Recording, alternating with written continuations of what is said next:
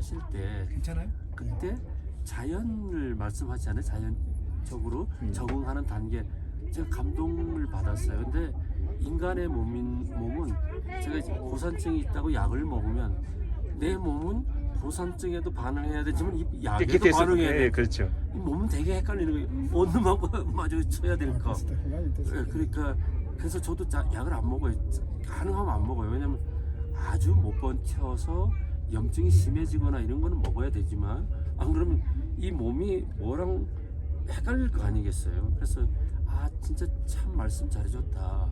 제가 그 차 안에서 고산증에 대해서 고산병이 어떤 거냐, 어떻게 한의사로서 생각하느냐, 대처하느냐 했을 때 자연에 순응하는 과정이다. 적응하는 과정. 평지에 살다가 해발 300m, 500m 기껏 해봤자 평생을 여기서 이런 데만 살다가 갑자기 비행기 타고 3,000m, 4,000m, 지금 청량열차로 지금 5,000m 고지에 왔으니까 우리 몸이 놀라지 않겠어요? 당연하죠. 그러니까 우리가 평생을 30년, 40년 동안 살아왔던 아내가 여자로 안 보이듯이 아무리 못생겨도 미스코리아를 데리고 사는 남편도 뭐요?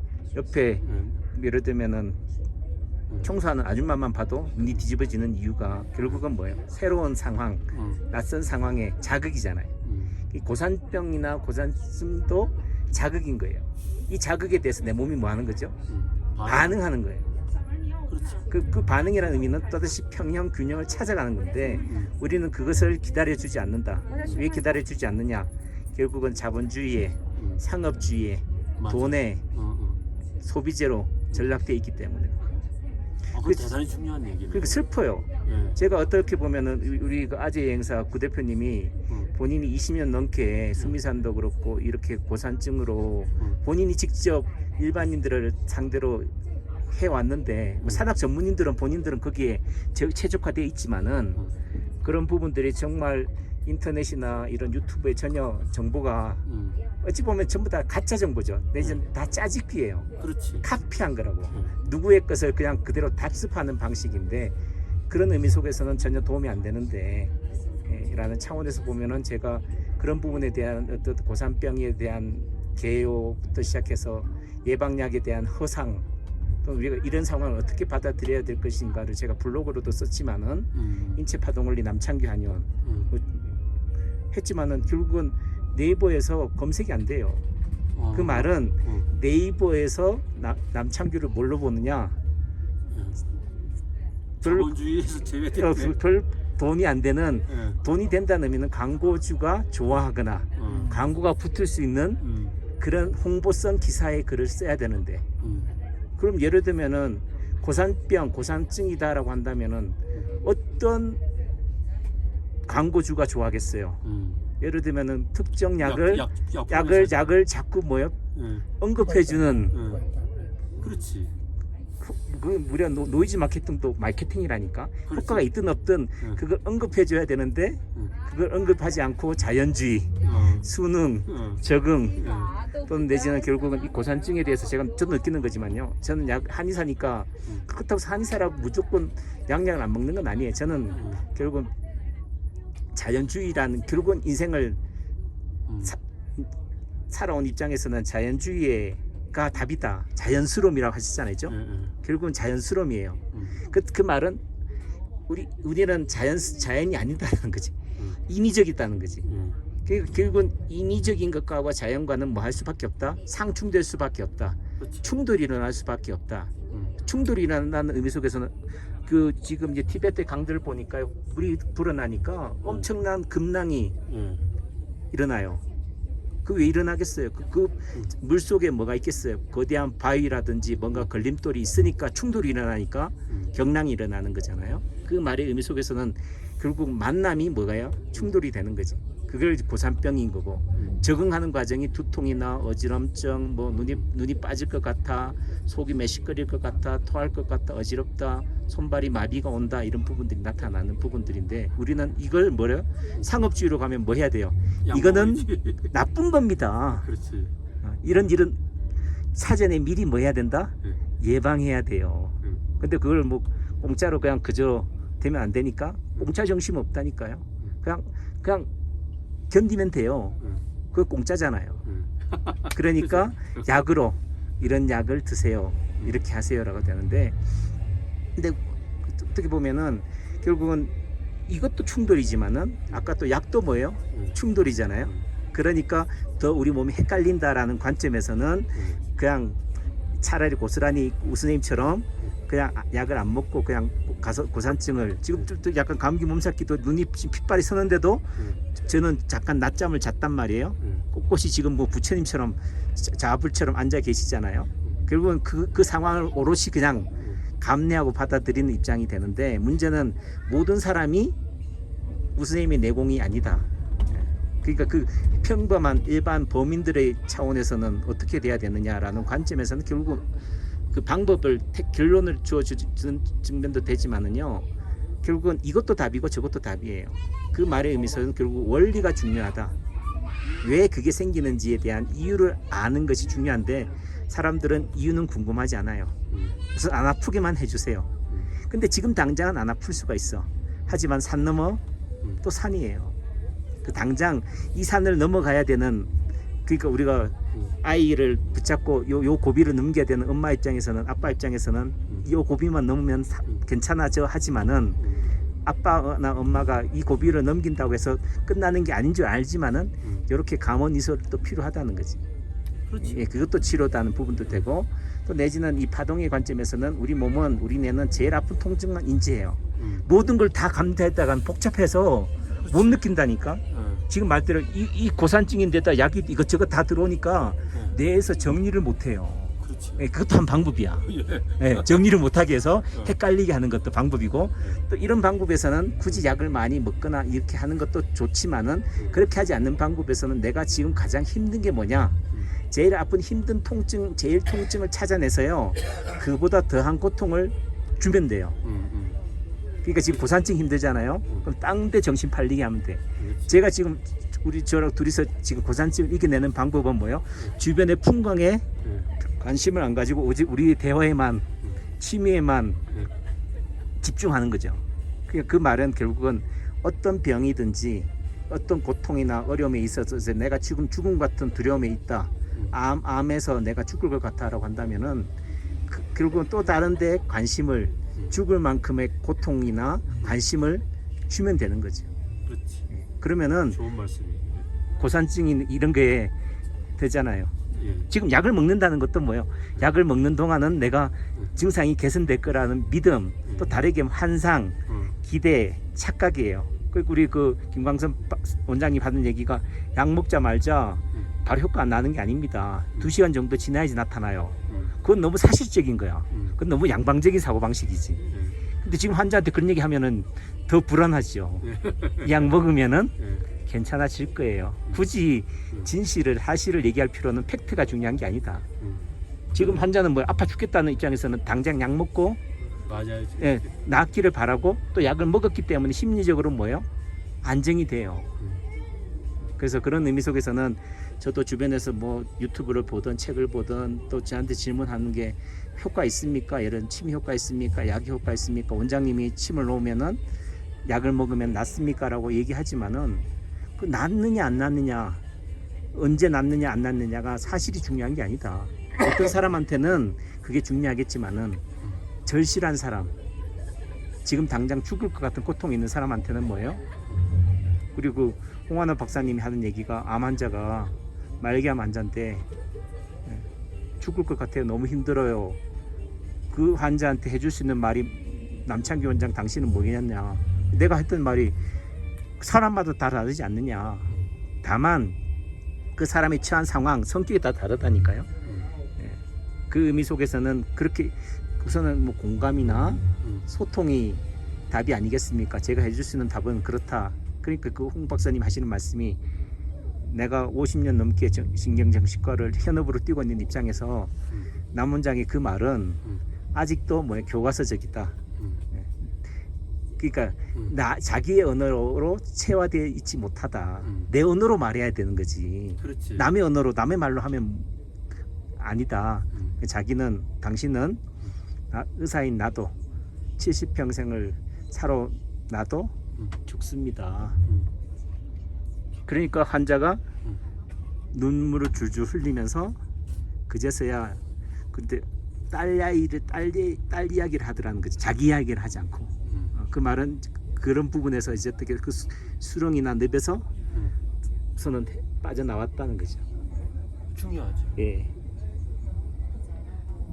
보면 저는 이제 마찬가지로 삶이라는 건 전부 다 개인적인 삶이고 현실이잖아요. 예. 근데 우리는 너무 이렇게 이제 그 딱딱한 유교적인 생각에 젖어 있다 보니까 이 보상하고 더 어떤 것이 더 좋다라고 하는데 사로잡혀 있어요. 죽음도 아주 멋있게 죽어야 한다고 하는 거예요. 저는 제 딸에게 그랬어요. 내가 너희들을 3년간 똥 치워줬다. 너희들은 나를 3년간 똥 치워줘야 돼. 이건 아주 공평한 거다. 너희들은 조금 내가 더 이득 본 건 너희들이 몸무게가 가벼워서 쉽게 치울 수 있었지만 너희들은 좀 어렵게 치우니까 내가 1년은 빼줄게. 2년은 치워야 된다. 그래. 좋은 진리네요. 그러니까 저는 뭐 이렇게 아프고 뭐 이런 게 부끄러운 게 아니다. 당연히 저도 이렇게 약간 감기기가 있었는데 제가 잘 안 알아요. 약도 잘 안 먹고 그냥 뭐 잘 지나가는데 여기 와서 옷을 약간 부실하게 입고 왔어요. 왜냐면 여기 와보니 그렇게 춥지 않아서. 그런데 이게 감기랑 비염이랑 막 섞였는지 그렇게 와요. 근데 먹어본들 이게 약 효과가 나려면 어렵고 어차피 감기는 일주일 이상 알아야 되고 그러니까 그냥 뭐 여기서 이렇게 재미나게 지내고 이렇게 또 즐기면서 가야지. 또 아프다고 늘 널브러져 있으면 이 좋은 거 구경도 못하고 좀 이렇게 선생님하고 대화도 못하고 그냥 또 이렇게 또 떠나가야 되잖아요. 어차피 지금이 제일 중요한 시간인데 그래서 떠드는 거죠. 너무 말이 많아서 문제가 되는데. 그러니까 뭐 수요와 공급, 이득과 손실, 결국은 다 뭘 찾아가요? 그 평형점을 찾아가는 거죠. 합일점을 찾아가는 거죠. 그러니까 결국은 나의 지식과 상대의 무지와 어떻게 돼요? 결국은 저와 우선님과의 만남은 뭐예요? 저희 무지와 그 우선님의 그 유식과 경험과 모든 것을 다 어떻게 돼요? 결국은 절충, 상충을 통해서 어떻게 돼요? 반대 선생님이 유식하고 제가 무식하지만 병행가 된다고 예. 선을 찾아간다고. 저는 빼먹는 거고. 아, 하지만은 또 그 속에서 또 제가 빼먹는다는 입장에서는 우선님은 손실이 되지만은 또 한편으로는 뭐요? 그래도 내가 그 평생을 쌓아왔던 내 길을 그래도 누군가가 알아준다, 인정받는다는 게 있잖아요. 그게 돈이나 이게 아니더라도 제가 열심히 경청하고 있잖아요. 경청의 자세가 지금 이렇게 좀 발을 뻗고 맨발로 이렇게 하고 있지만은 근데 기분 나쁩니까? 아니 이 제로섬의 법칙이잖아요. 예, 그 제로섬이 예. 결국은 파동이다 하는 거죠. 예. 제가 굳이 아까 에너지 전달이라고 하니까 한반 중급으로 간다면은 그런 제로섬 게임이다.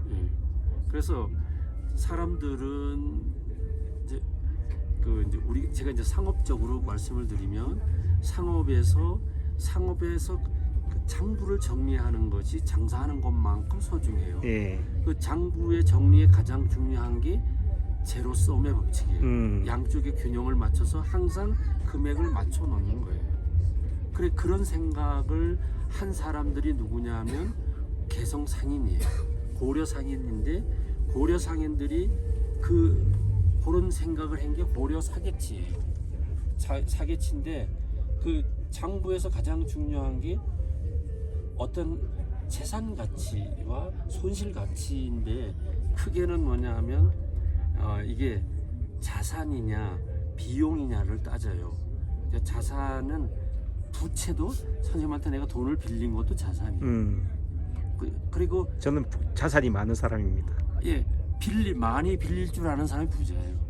그래서 선생님이 빌리는 거하고 제가 빌리는 거하고 선생님이 빌리는 건 차원이 달라요.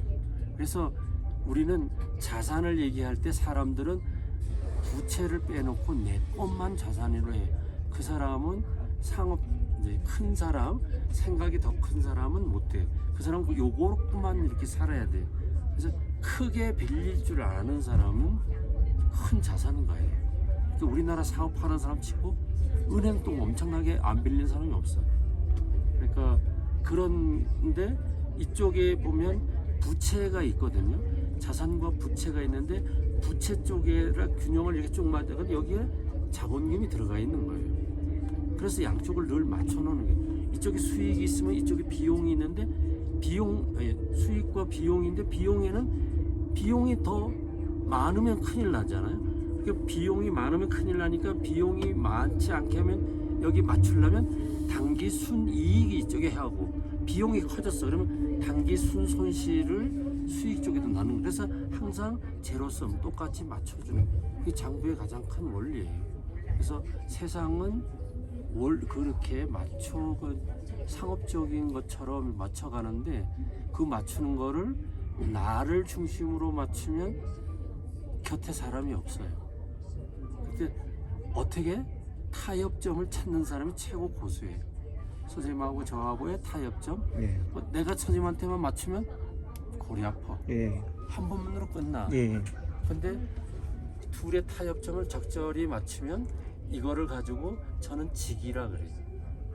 직이가 되면 이제 이렇게 헤어져 몇 년 뒤에 만나도 아주 반가워, 아주 친해져. 그래서 우리는 살아가면서 직이를 만들 줄 아는 사람이 정말 고수예요. 삶의 고수는 직이 만드는 사람. 그래서 내가 이제 여자도 마찬가지 직이를 만들어놔야지 사랑한다? 맨날 사랑한다는 소리를 해줘야 돼. 근데 직이를 만들어주면 몇 년 뒤에 만나도 그냥 반가워. 그래서 그게 좋아요. 직이라는 말을 우리 한글로 하면 나를 아는 사람이잖아요. 그렇죠. 나를 알아주는 사람, 예. 나를 이해하는 사람. 그러니까 이해한다는 말은 아까 서로 나는 당신을 알아주고 당신은 나를 알아주고 이게 너는 나만 알아줘 이러면 또 안 돼. 그렇지, 그렇게 된 나만 알아줘. 나를 알아준다는 전제는 나도 상대를 안다는 게 그게 또 그게 말대로 좌변과 우변이 또 같아야 되는 거지. 그렇죠. 그래서 재밌어. 세상살이가 이렇게 가만히 보면 되게 재밌다니까요. 그래서 재미를 만들면서 살아야 돼요. 저는 이제 이걸 행복 만들기라고 해요. 제가 선생님하고 이렇게 대화를 막 시시껄렁하지만 자꾸 해야 이야기를 계속 만들어내야 되잖아요. 행복은 찾아가는 행복이어야 돼요. 내가 이제 우리 남창규 한 의원을 찾아갔을 때 선생님을 만나서 행복을 만들기 시작해. 그 사람 보고 너 우리 집에 와? 나 절대 안 와. 그래서 행복을 만들려면 찾아가라. 그래서 찾아갈 때 여기서 일어나는 공감은 달라요. 찾아온 사람하고 그냥 끌려온 사람하고 이거는 천지 차이. 그냥 뭐 경험상 그래요. 근데 글쎄요, 이게 우리 같이 여행을 같이 했던 그 홍한호 박사님 했던 말 중에 또 저는 어떻게 보면은 그래도 아직까지는 배우려고 하는, 저도 교만하고 자만하고 해요. 이 고산증을 안다는 것은 또 제가 느끼는 거지만 몸으로 증상 느끼면 내가 교만할 때 와요. 자만할 때 오고, 또 다르게 얘기하면 내가 겸손해지라고 주는 하늘의 신이 주는 선물이에요. 그럴 수 있겠다. 그래서 부분들이 되는데 순간적으로 그 홍한호 박사님이 저한테 툭툭 던지는 말씀은 전형적인 양방 선생님들의 말씀이야. 환자한테 하는 얘기예요. 좀 다르게 얘기하면 계몽하거나 내지는 훈계하는, 당신은 그렇게 얘기하지 않으시겠지만은 또 저도 나름 뭐 나이는 어리더라도 저도 한 급은 해요. 그 급으로 따진다면은 저도 상충이 난다는 의미 속에서는 튕겨지거나 반발이 생기겠지만은 저는 뭐예요? 배운다. 아직도 부족하다라는 관점에서는 뭐예요? 흡수가 되는 거죠. 최고 고수의 길이에요. 예. 선생님이 고수의 길은 경청할 줄 아는 거예요. 그러니까 경청하지 못하면 소통도 안 되잖아. 근데 우리는 누구나에게 다 배워요. 비록 모자라는 사람한테도 배워. 그래서 늘 경청을 해야 돼. 그래서 그분이 하시는 말씀이 남원장 남수생 지금 하는 말의 3분의 1로 줄여. 너무 제가 늦게 알아요. 제 유튜브도 그렇고 제 책도 그렇고 제 글도 그래요. 만년체예요. 자꾸 설명을 해. 또 내지는 매절 꼬절 다 설명해. 그 말은 어떻게 보면은 상대가 모를까봐. 또 다르게 얘기하면요, 내가 모를까봐예요. 그게 무슨 말이냐? 그게 무슨 말이냐면 지금은 기억해. 근데 시간이 지나면 다 잊어져요. 망각해요. 그러니까 뭐요? 그 순간을 붙잡고 싶은 거지. 멋있다. 예, 그래서 그 순간을 붙잡으려고 매주할 꼬주할 다 써요. 근데 사람들은 아이, 결론만 얘기해. 핵심이 뭐냐 하지만은 결국은 그 스토리가 핵심이에요. 그 내지는 각자가 받아들이는 그 감정의 그 변곡점은 다 다른 건데. 그렇지. 그러니까 저는 저 자신에게 대한 집착도 되지만 또 한편으로는 이 영상을 남기는 것도 저와 우리 우쌤과의 만남이 너무 아까운 거예요. 또 우쌤도 하신 말씀이 그 수많은 제야의 고수들을 만났지만은 지나고 나서 후회되는 게 그걸 녹음하지 않았다, 기록으로 남기지 않았다는 거잖아요. 근데 그게 지금 뭐 훈민정음에 빠진다라는 책으로 또는 나오지만은 또 저한테 지금 전수해주고 있잖아요. 또 지금 유튜브로 제가 또 올릴 거지만은 예. 다행히 제 유튜브 영상이 동영상이 핸드폰의 용량이 지금 오래됐기 때문에 많이 저장돼 있기 때문에 이게 끊겨지는데 지금 이상하게 그 하늘이 신의 나라에서 확실히 다른가 봐. 이 용량을 더 줘요. 그 말은 또 다르게 얘기하면 그동안 제천이나 한국에 있을 때는 내 용량이 과부하 걸려 있었는데 신의 나라 TBS 오니까 용량이 좀 많이 리셋됐나 봐요. 또 다르게 얘기하면은 이 영상은 그래도 남길 만한 기록으로서 가치가 있다라는 부분들이 되는 거죠. 그래서 제가 집사람한테 가장 많이 듣는 게 결국 말 좀 줄여. 말이 쓸 말이 너무 없어. 쓸 말만 해라고 하지만은 또 한편으로는 이런 말들을 통해서 버릴 말을 통해서 뭐요? 반면교사 삼기를 저는 바라는 거예요. 정제되게 아주 화려함으로 저도 유튜브의 촉성을 이해한다면 어떻게 돼? 상대가 좋아하는 말로 해야 된다는 건 알지만은 그래도 세상 평형이나 균형이나 밸런스의 관점에는 다수의 균형은 뭐예요? 소수인 거예요. 그렇지. 이 시대와 역행하는 소수의 남창규 같은 꼰대도 필요한 거지. 그게 뭐냐면 균형을 이루려면 거기에 대한 충격이 있어야 돼. 예. 충격 없는 균형은 거의 없어요. 그래서 그런 부분에서 또 저는 또 한편 그 홍 박사님의 그 말씀을 좀 더 이제 좀 더 가다듬어야겠다. 내 수신을 해야겠다는 의미로 또 받아들이고 하니까 또 옆에 정호경 선생님하고 김정현 선생님 한 얘기가 원장님 또 저를 또 기사를 주려고 하는 얘기도 있겠지만 우리 같은 일반인 우매한 사람들한테는 양방 선생님 같이 너무 탁탁탁탁 떨어지는 두부로 칼 자르는 그런 말도 좋지만은 그 남창규 원장님처럼 이렇게 조곤조곤 상세하게 또 이렇게 설명해주는 그런 한의사의 손길도 또 매력이 있어요. 또 한의학이 가진 장점이 우리가 침이나 뜸이나 약이나 부항이었다라고 하지만 결국은 위로예요. 예, 위안이고 평안이잖아요, 그죠? 그러니까 결국은 삶의 지향 또는 어떤 학문이든 모든 거에 결국은 진리가 너희를 자유케 하리라라는 자유로 갖는 과정 속에서는 그 자유가 한때는 저한테는 방종으로 느껴졌거든요. 일탈, 금밟기. 그 말은 학교 선생님으로부터 금밟으면 안 돼, 탈선하면 안 돼, 뭐 이렇게 모범적으로 살아와야 된다고 했는데 그렇게 살아와서 좋은, 예를 들면 지금의 이런 또 그걸 안락함을 누리는 거지만 또 한편으로는 뭐요? 그것만이 정답은 아니었구나. 내가 금밟기에 금밟으면 죽는 줄 알았구나. 근데 금밟고 나니까 뭐 안 죽네? 그게 자유인 줄 알았다고요. 근데 결국은 자유는 상대방과의 충돌 속에서도 되지만 그 충돌을 통해서 상대를 가해하고 시기하고 질투하고 분쟁하고 파괴하는 개념이 아니라 그 만남을 상충을 통해서 뭐요? 합의되는 거, 하나 되는 거, 이런 관점, 평안, 자유, 기쁨, 희락. 또 만나니까 지금 결국은 뭐 아이고 아파 죽겠는데 뭐 얘기 좀 그만 끊고 좀 잤으면 좋겠다 이것도 되지만은 그게 아니라 그런 피곤함 속에서도 뭐요? 미소가 지어지고 하는 그게이죠. 궁극적인 치료다. 안녕하세요. 예. 我想换一下这个钱。